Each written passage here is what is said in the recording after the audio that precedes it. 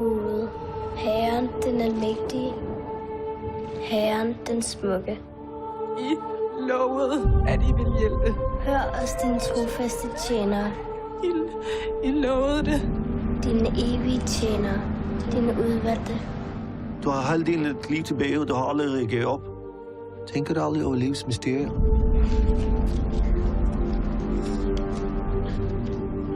Nej. Hvorfor tror du, flaskeposten kom ned til os, Karl? Vi kan redde 2 børn i dag, fordi vi fik et brev, der har ligget i vandet i 8 år. Hvad er det, du prøver at sige?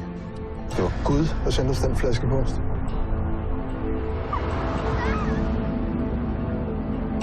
Han kører en eller anden sygelejr med de her familier. Han lærer dem at kende over flere år. Tager deres børn. Hvad er det, vi har at gøre med her? Et barn forsvinder. Forældrene siger ikke noget. Ikke til nogen som helst. Det skulle da mærke. De andre børns forældre, de har ladet ham slippe afsted med det, uden at sige et ord til nogen. Fordi de troede mere på Gud, end de troede på politiet. Så nu spørger dig lige en gang til. Kan du leve med, at du intet har gjort for at redde dine børns liv, hva'?